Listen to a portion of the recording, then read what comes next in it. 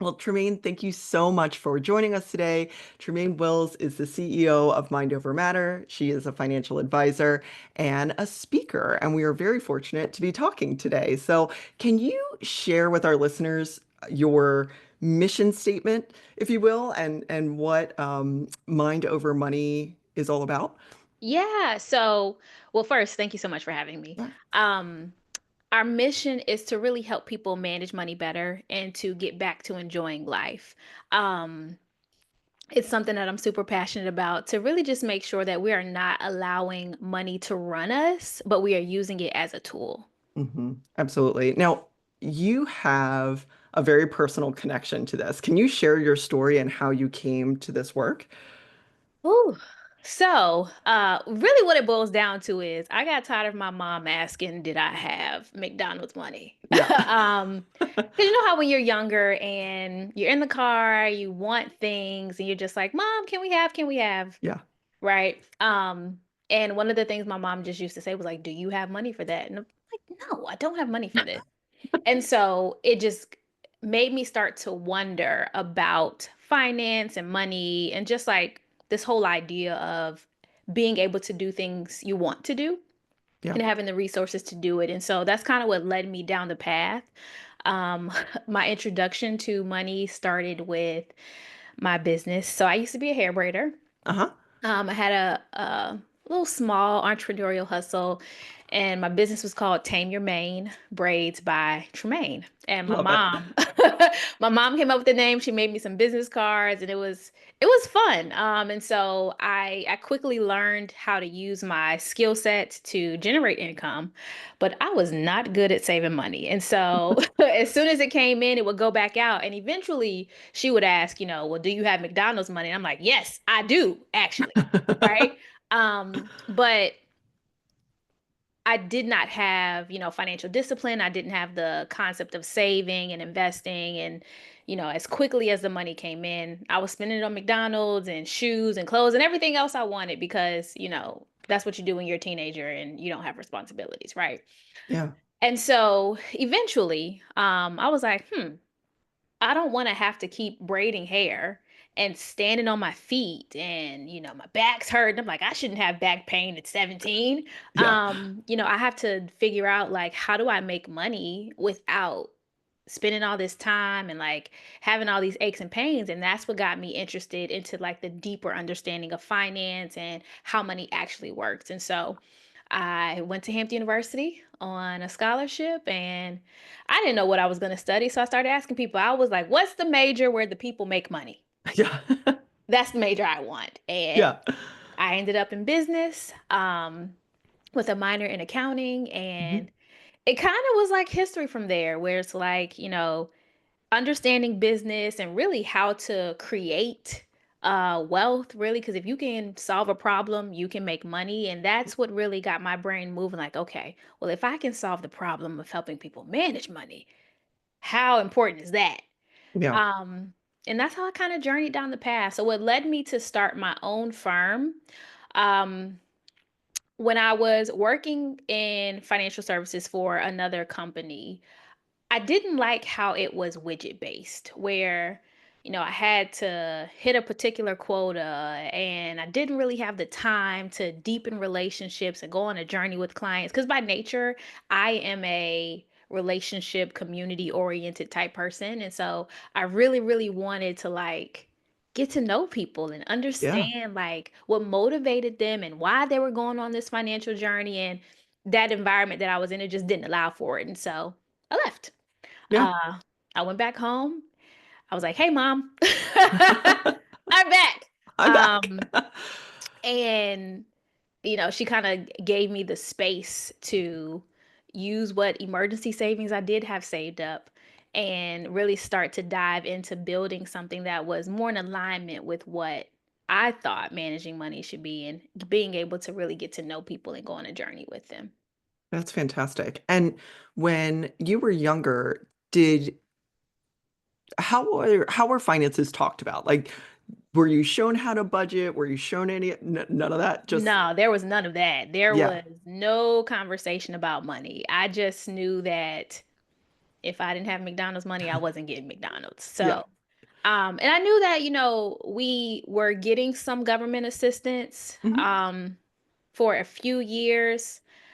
But when things start to get better, I didn't really know how it got better. I just knew all of a sudden we had a house. And I was like, Yeah. oh, I think things got a lot better. Yeah. Yeah. Um, but it wasn't really a conversation. And so I think sometimes um we as adults, we don't realize how we can put our children ahead by just having some conversation about something. Now, of course, you don't have to tell the kids all the ins and outs of Sure. everything, Sure. but just giving a little insight as to, what it means to save, what it means to invest, doing a basic budget, teaching the concept of delayed gratification, that kind of stuff, compound interest, really can sow a seed that will help them establish really good habits at an early age and not have to kind of find out trial and error as they're getting older. Yeah, absolutely. It's interesting. I was similar in the sense of like, I understand the general principle of a budget, but that was it, right? Like, this is how much you have, and then these are your expenses, and then you save the rest. Um, I don't know that like we often talk about it in families. And like you said, like you don't have to get into the nitty-gritty of the details, but really sharing those things with our family members and our kids and teaching that sometimes that's just it just doesn't happen. It just doesn't come up. What do you find when clients are coming to you? What would you say are what they think are their biggest challenges or greatest opportunities? And then what do you see as most people's like greatest challenges or opportunities, or are they the same?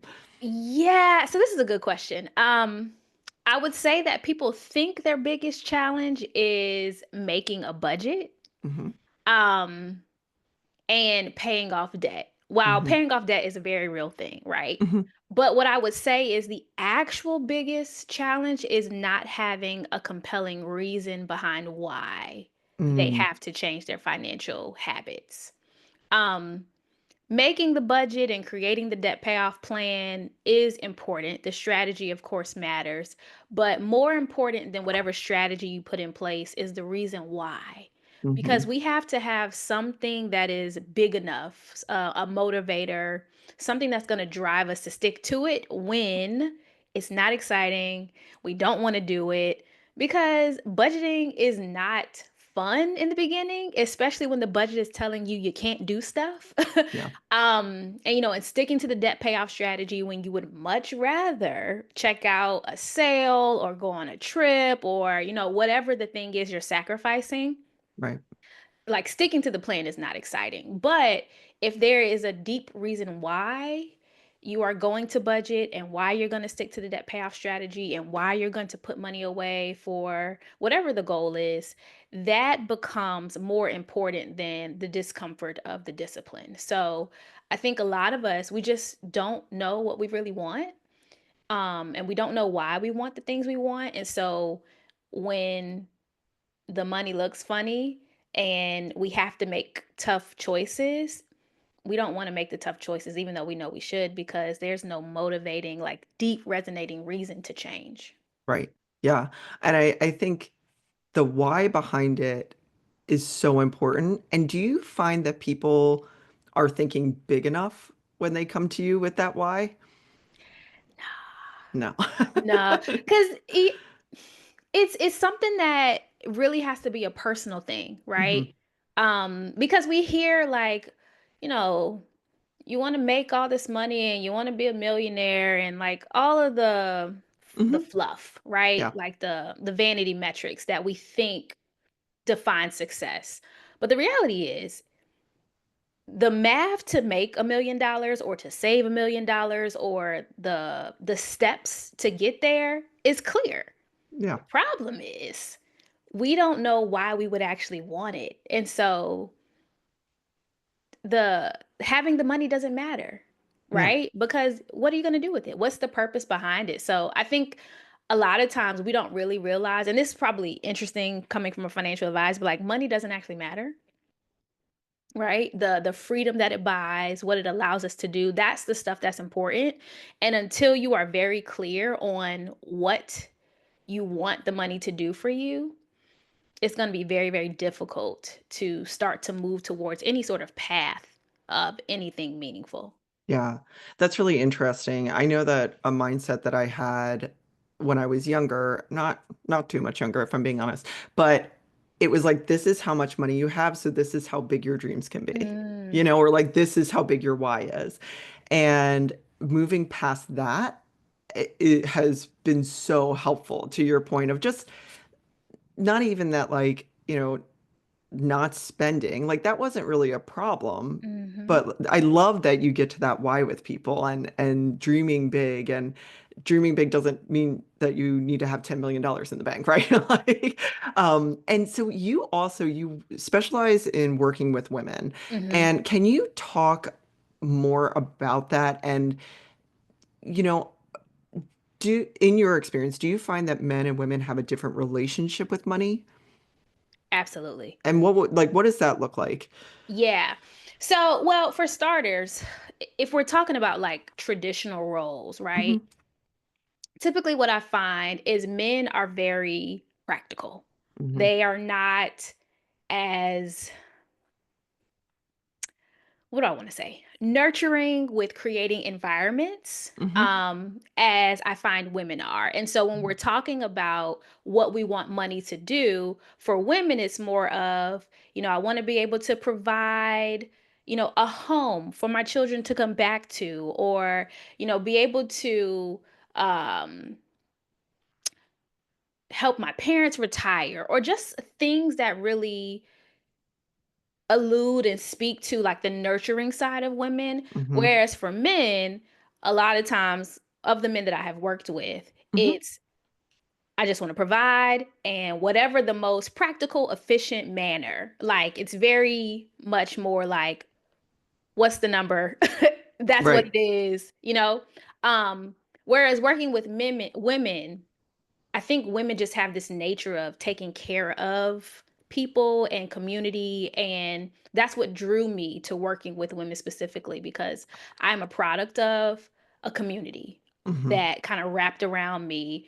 And once I realized that, you know, money itself has no character, that women will stretch a dollar to make something happen. And I thought, well, what if women had more resources and had more skills around managing money? How much better would those environments that they create be?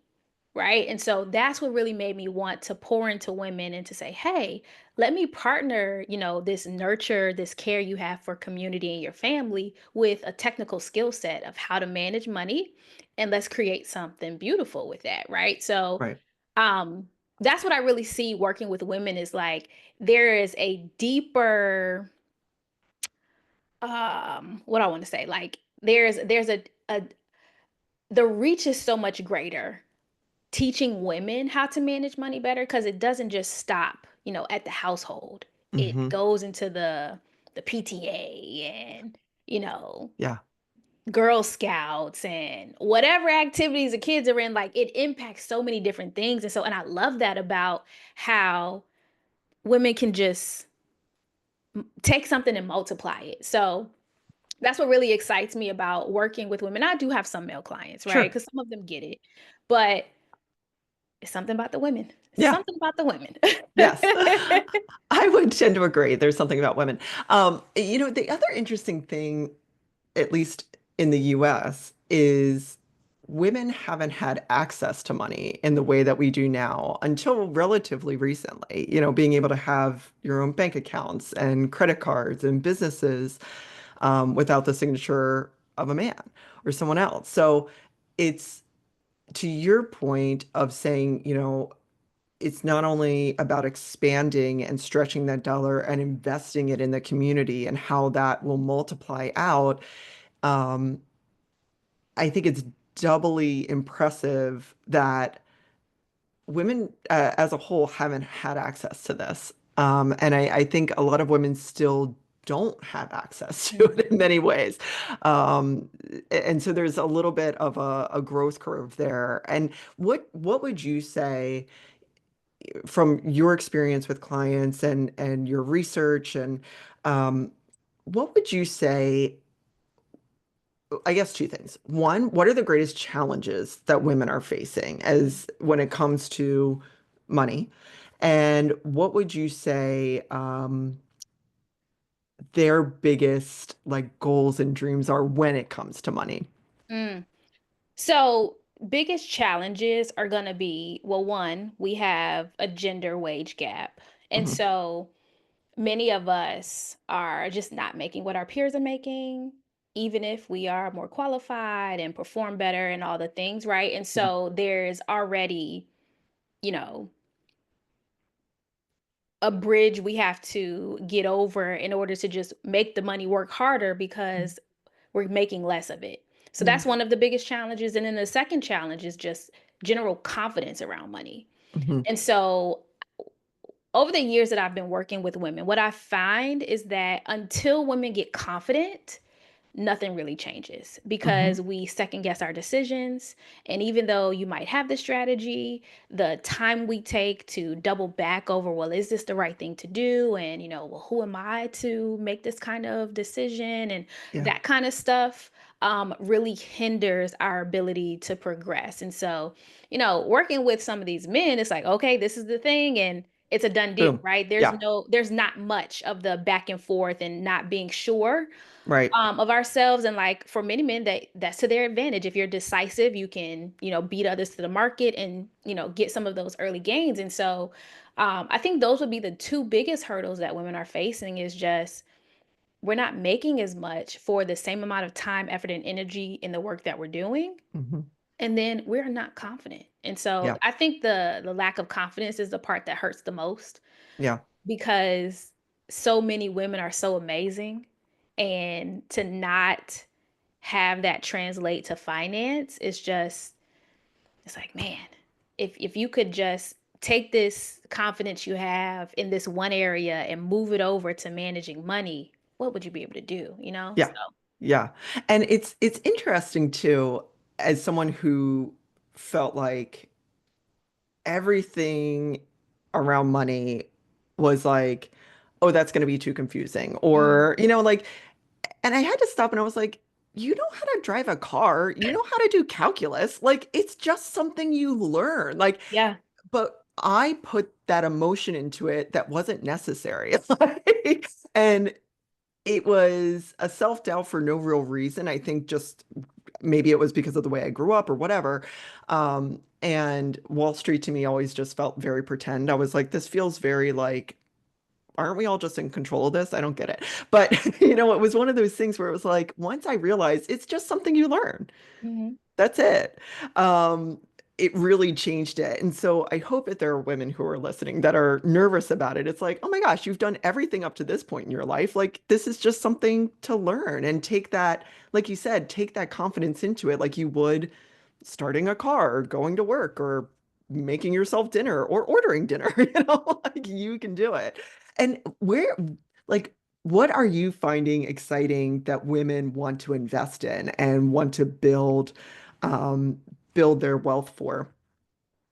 Yeah, so retirement is one. Hmm. Right. I do have some clients that are working and have their own separate funds. Hmm. But retirement is a big one that I'm excited people are saving Hmm. for, especially not knowing what's going to happen with Social Security here in the US. And Hmm. like, there's a lot of unknown variables there. Yeah. But the other thing is that people are being intentional about resting and Mm. sabbaticals and well, I guess that's kind of retirement junior, but um experiences, right? So Yeah. travel, but also not just to escape, travel to Hmm. do something meaningful. So like being able to take children on, a month long trip to Europe. Hmm. just to kind of get to experience a different culture. Like that kind of stuff is exciting to me because it's not Yeah. just, oh, we're gonna have, $25,000 in a savings account. Like we're putting this money aside because there's some significance to what we want to do with it. That is exciting to me. Yeah. Um, so yeah, the experiences and the memories that people are saving to create, um, and just being more intentional with providing for the next generation, um, I think is very impactful, even in this economy, Hmm. where much of the conversation is that, money's not being passed on and Hmm. we're overwhelmed by student loans. Like, yes, that stuff is true, but also there are people who are finding a way to do both. So Hmm. that kind of stuff is And good. I love that idea of almost self-care, right? Like taking those experiences and taking that time if you need it. Um, that's actually, I wouldn't have expected that, but that's really interesting. And two things that you touched on. One, in this economy, and we don't know what's ahead of us ever in life, but we certainly don't know what's ahead of us with a new administration. And how do you guide clients? Because I think that fear of the unknown, and Mhm. especially when it comes to something like money, what is your advice to clients, and how do you maybe assuage some of that concern that they may have? Yeah, so my nature is educational at its core, Mhm. right? So I like to educate clients on why we're doing what we're doing so that they have a fundamental understanding of one, how investing works and why we choose the type of companies that we choose. Mhm. So they have a general knowledge about how the money in their accounts is growing and why some periods it'll grow faster than others and why some periods they may lose money. Mhm. So that fundamental understanding of investing helps remove fear because if you see your accounts gone down, 5%, 10%, there's not an immediate, oh my gosh, what Right. happened to my Yeah. money? It's like, Yeah. oh, I know how this works, right? Right. So that's one of the things that we do. And then the next thing too is just teaching clients to follow the money. So Mhm. even though there is a new administration, administrations are led by people. And Right. so when you understand what people want to accomplish, you can then trace and see, okay, well, if this is what they want to accomplish, this is where the money is going to be. Mhm. So that kind of practical understanding helps people say, okay, well, if I want to lean into this a little bit more, I Mhm. can, right? Because this is Right. public information. But even if I don't want to, I don't have to. So Right. we give our clients the freedom to either study and learn as much as they want by giving them the tips to say, hey, this is what's happening. Or we say, hey, we have our plan in place. This is the Mhm. strategy. And no matter who is um in charge, the Mhm. strategy is the strategy. Now, Yeah. of course, what we do on the back end, there may be some tweaks, some pivots, but all of Sure. that is managed within guardrails. But at Yeah. the end of the day, when you can clearly articulate what's happening with your money and you know what makes it go up, what makes it go down, and why you're doing what you're doing, a lot of this stuff isn't stuff that's going to phase you. Right. So I think just knowing and having that understanding will remove a lot of fear. And I think that's for most people, it's just they just don't know how it works. Yeah. And so when you don't know how something works, you kind of have this internal reaction to assign fear to it because you don't understand. Yeah.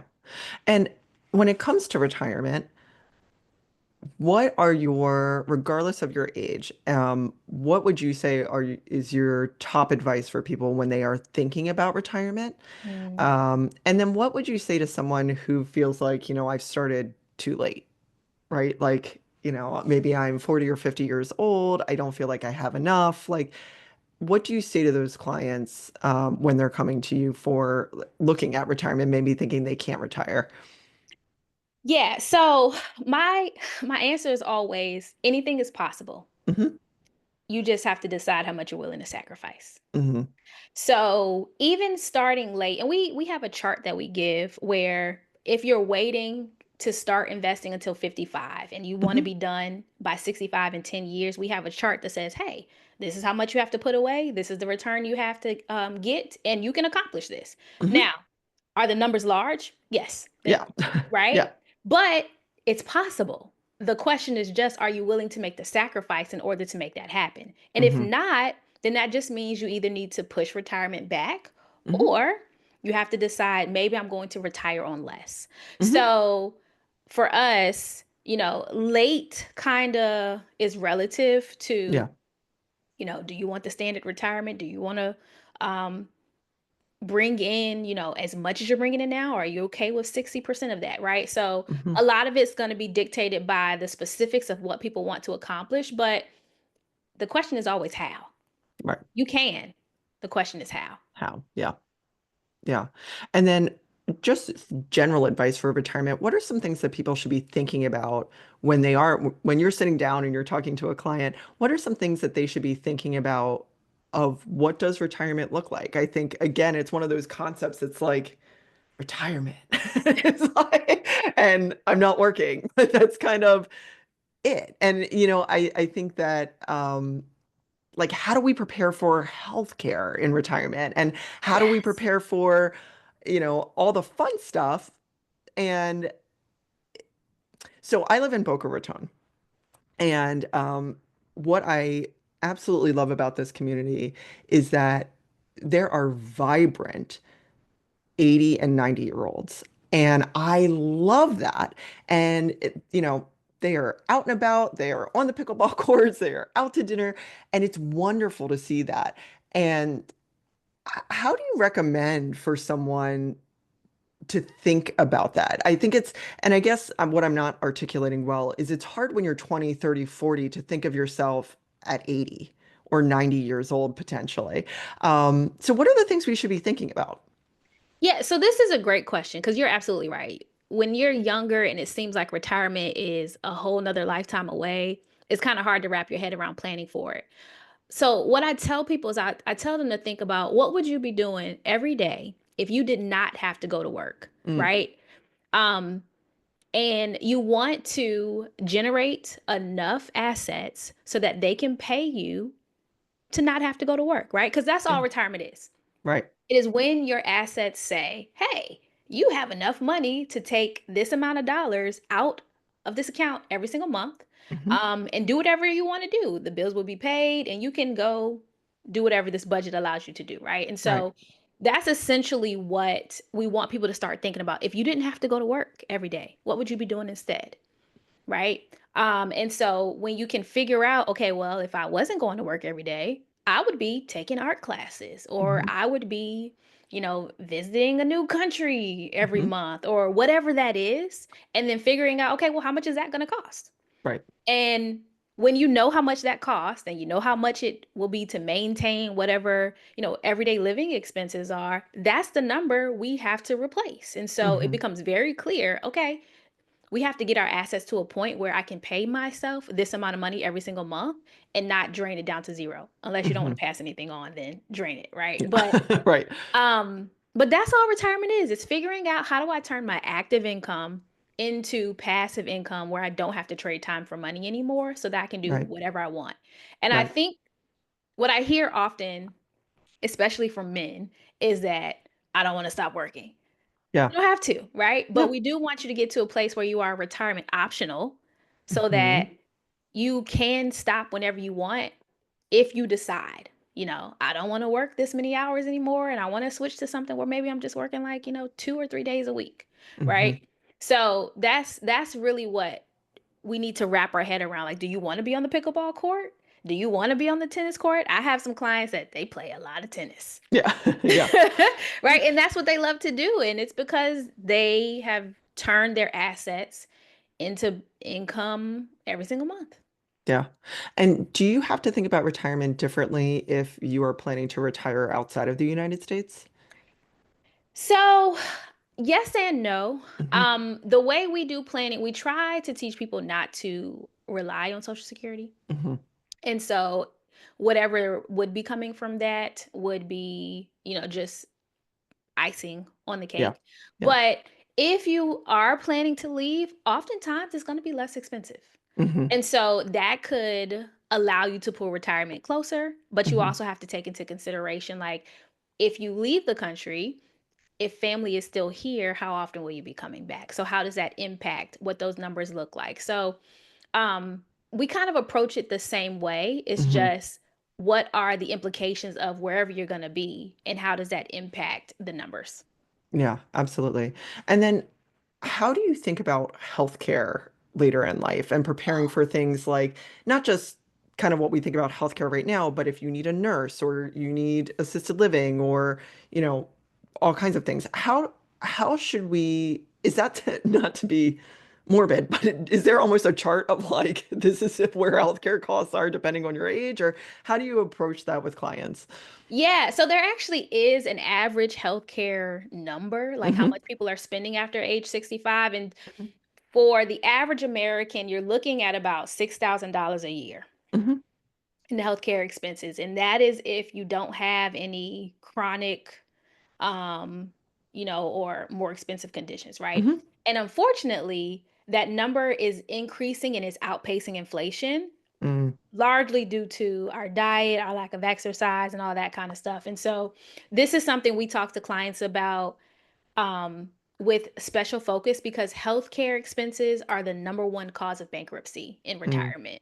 So we are telling people like, hey, you want to consider, HSAs, health savings accounts, so that you can invest the money inside of this health savings account. And it's a great way to take advantage of some of the tax benefits. So when we're thinking about the healthcare piece, it's also a conversation about lifestyle choices because you have the ability to control how much healthcare is going to cost up with,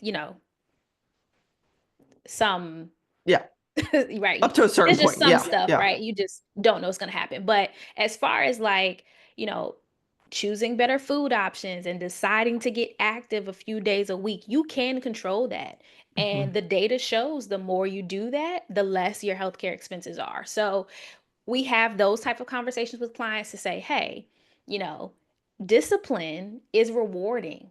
And so extending this discipline, not just from your finances, but to like how you manage your lifestyle overall, does have its financial benefits. So we're definitely talking about HSA accounts. We're talking about long term care. Um, we're talking about that transition of going into Medicaid. So Hmm. um, all of those are things that you have to be strategic with, especially once you move into an area where you have high assets Hmm. and you might be trying to qualify for different things. And so, like all of that type of advanced planning, this is what financial planning is for, right? Right. How can I leverage everything that's available to me so that I can retain as much of my wealth as possible? Yeah, absolutely. And then, you know, what are, what would you say, um, what would you say are the greatest, I want to word this the right way. What would you say are the best tips Mm. that you could give individuals in terms of their just day-to-day daily life and things that may not you may not think about. Like, so for instance, McDonald's money, right? Like, and what are some things that you see that clients do? And maybe this is a better way to put it. What do you see that clients do um, that are really simple changes they can make that make over time compounded a big difference? And what made me sort of think about that is the health piece, right? Like I have a friend who was on the show and she's a nutritionist and a fitness coach and she was like, you know, you pay for it now or you pay for it later. And you think a Mhm. gym membership is expensive now, you know, talk about when you can't walk later. And she's not trying to instill fear in people, but you know, the data does bear out some of those things. And I was just thinking about like, you know, you hear this argument of like, don't have avocado toast or give up your Starbucks. But what is realistically the things that we should be thinking about that we may not just be thinking about? Is it our subscriptions to five different streaming platforms? Is it buying cars too frequently? Like, what are some things that we may not be thinking about in our day-to-day lives that really can compound over time and make a big difference? Yeah, so this is a great question. I think the biggest thing would be convenience fees. Mm. So We are an impatient people. No way. No way. We are so impatient. We want everything now, okay? And Amazon did not make life easier. No, it did But not. I think the convenience factor is the one of the most expensive things that we pay for, and we don't even realize how much we're spending because it's just baked into the price, right? And Hmm. so, um, I was doing a budget activity with a group, and one of the participants was going through her transactions, and she kept seeing like Wawa and 7-Eleven charges, and I was thinking like that's where all your money is. Yeah. Because when we go into those types of stores, the prices are always more expensive than if we were to get it from a grocery store. And Yeah. so that the convenience is built into almost everything, right? We want our goods faster, so we have Amazon Prime, and Right. we want what else? We don't want to go out and buy the food from McDonald's. We don't want to go buy the McDonald's. So we Right. we DoorDash or we Uber Eats. Right. And Right. oh my gosh, have you seen those prices? And it's $15 in delivery and Yeah, taxes later, right? And like on top of, yeah.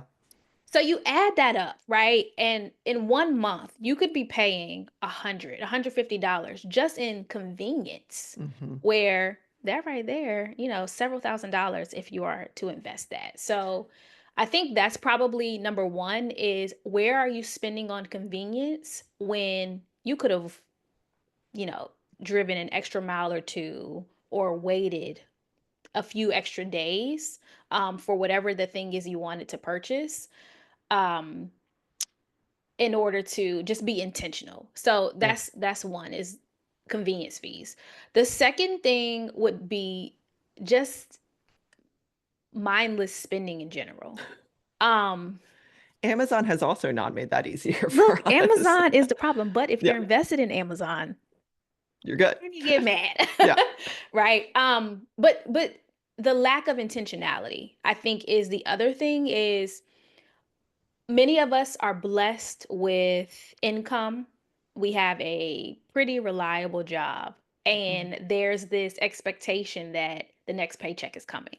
Mhm. And so we can comfortably spend because we know that more money is coming in. And so it's nothing to us to swipe here and swipe there Mhm. because who needs a budget, right? Right. And so the lack of treating our dollars like employees. So this is something I tell my clients is like these dollars should be working for you, right? Not every dollar needs to be invested, but its only purpose is to improve your quality of life.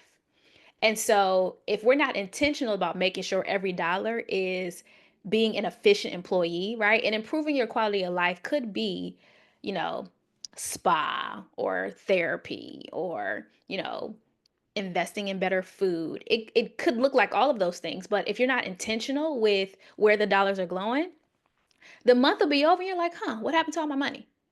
Right? So I think the lack of intentionality and the lack of budgeting, that also goes back to, not really having a deeper why of Yeah. what you want to accomplish. But Yeah. I think those are some of the biggest things that if we would just sit down and just track the money, we Yeah. might find that, oh, I actually do have quite a bit of Yeah. discretionary income that Yeah. I can put to work. And I don't have to, you know, find the most convenient route. I can wait a little while Yeah. and track And a little further. I think looking at your expenses and looking at your money and making time to do that Hmm. is where you get those moments of like, oh my God, I've been spending all my money on Wawa subs. Or like, Yep. for me, it's oh, I'm just gonna have a little treat. Well, like little treats add up. Sorry, my cat is talking. But it's one of those things where it's like, even tonight, I was like, oh, maybe I'll go get pizza. And I'm like, you have a fridge full of food. Like, what are you doing? Right? Like, and it's that convenience, right? It's and paying attention to that and seeing where that's going and not judging yourself for it, but being able to make those adjustments. I just went through all my subscriptions and I canceled some and then added everything with ads. And I was like, I'm saving like $40 a month by putting Yes. ads onto my streaming services. Like, Yep. yeah, no problem. I grew up with ads. Like, it's fine. Um, like my kids will adjust. It'll be fine. So having that perspective and that understanding is so empowering. One tip that someone said to me, and this was just so powerful, was invest where you spend. Mm. And I thought that was made it like more fun to think about. Like if you're their family was totally into Disney, and he was like, "Yeah, we invest in Disney because like we're giving them a lot of money, so like let's invest there." And the other thing that they said was like check your investments and check on your money just like you open your social media, right? Like make it a habit. Which again, for me was like, oh, I never thought about it that way. Like that makes a lot of sense to pay attention to what's going on with your money. Um, what are some things that you learned that you're like, oh, this has been so life-changing for me, or I can pass on to my clients, that maybe was sort of eye-opening to you?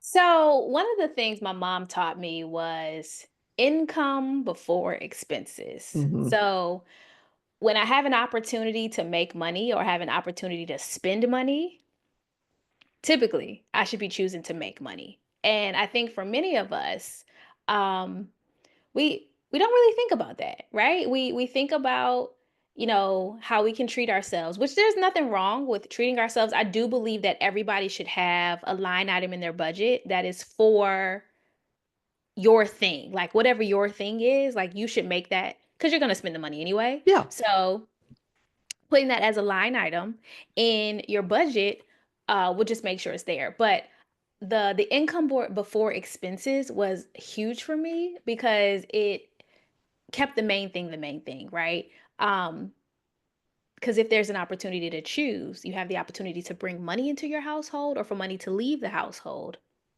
Let's choose to bring it in. Yeah, absolutely. And I think especially when you're first starting out, like making that choice more than other choices, um, is such a powerful thing. That's really great advice. And is there anything that we didn't talk about that you feel like we should be talking about or that people should be thinking about? I think we kind of alluded to it, but I Hmm. really would just like to encourage people to give themselves some grace. Hmm.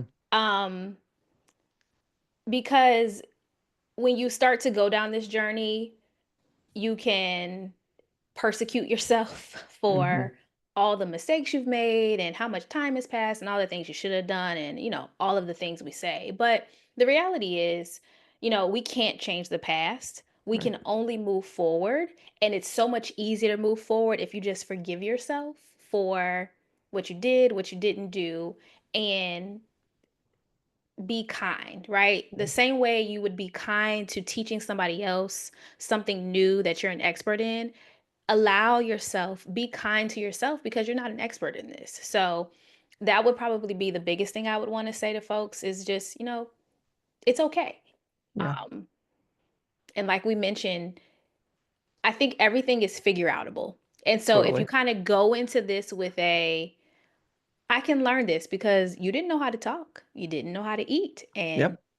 hopefully you do both of those things well now, Yeah, right? And yeah. so um that kind of approach to all of this will just make it so much more tolerable because at the Hmm. end of the day, you're gonna figure it out. Yeah. Yeah. You And will. they have a partner in you to figure it out, right? I mean, You that's do. the other thing too. You don't have to know everything. Um, and yeah, I think that idea of giving yourself grace is so powerful and not necessarily forgiving yourself. If you need to forgive yourself, go for it. But you did the best you could at that time. And even if it was a mistake, you did the best you could. And now you're Mhm. making a different choice. And staying in that present moment is so powerful of we're now making a different choice, and making a choice that's going to set us up better for the future. So I love that you said that, and I don't want to. I've never been a man, so I don't want to speak for men, and they're not a monolith. But I will say I think that often, or what we were talking about earlier with women and the emotion around money and the feelings around money. Um, let's have positive feelings toward it and, Mhm. positive intent feelings about it and not that sort of like, I didn't know and I feel bad about it sort of thing. Um, that's really great. So, what advice would you give to your younger self? Oh. Um, Get the dollar menu. Save, No, I'm just save the money. save So the money. I made quite a bit of money when I was younger. I started braiding Mhm. hair when I was 12. Wow. And I bought so much stuff that I just don't know where it is now. And I'm thinking like if I would have saved $5 a month, Yeah. but just I would have saved and invested sooner. Hmm. Um, I mean, granted, I did get started in my 20s, but man, 12? I'd be retired now. Yeah. But Yeah. that was I would tell myself I would save. Yeah. Just save. And what do you want to do in retirement? That's a great question. I'm glad you asked. So, I enjoy traveling. I enjoy immersing myself in different cultures and just learning. And so, one of the things I want to do in retirement is take my family, primarily, I have a young niece and nephew, Hmm. and I want to have them experience what they're learning in school in real life. So Yeah. things that they could read in the textbook, I want to be able to take them to the different places and say, okay, this is the culture that you're learning about. So retirement for me is getting up and going and traveling and just experiencing Yeah. different things all the time. Yeah. Yeah. I love that. Thank you for sharing that. Um, what do you and I had another question for you, but that actually sparked one.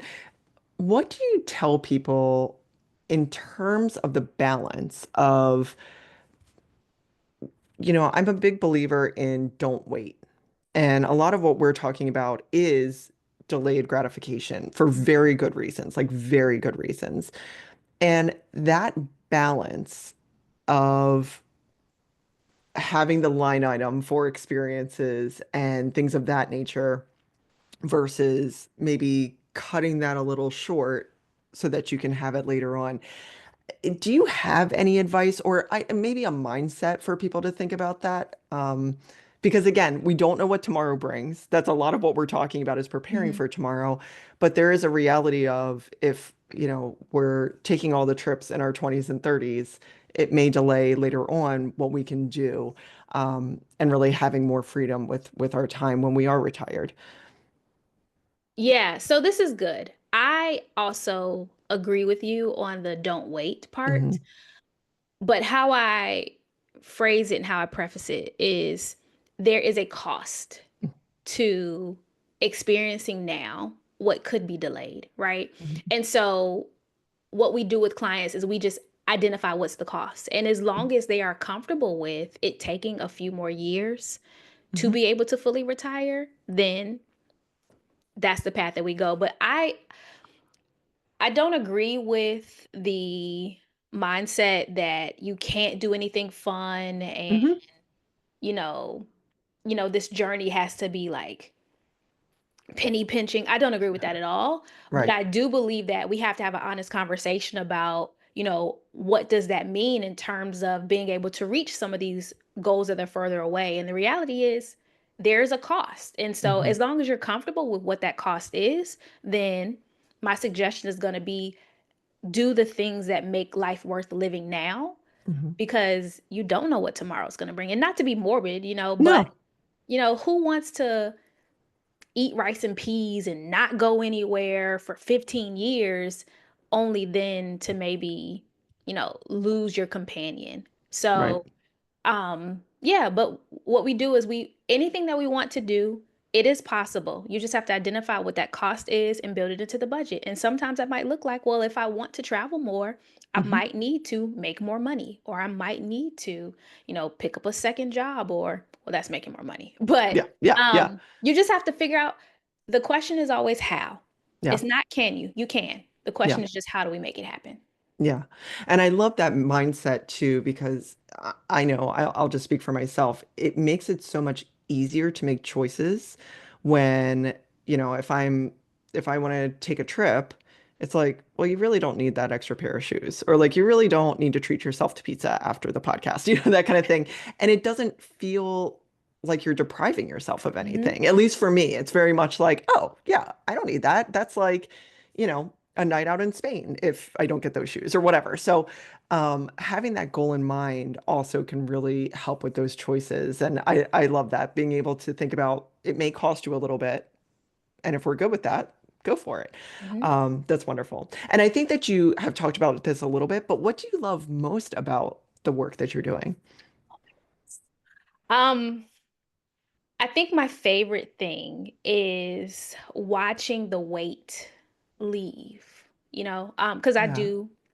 I work with clients virtually. And so I Hmm. see, when the plans are done and we are clear on what we're working on, I can kind of see the relief.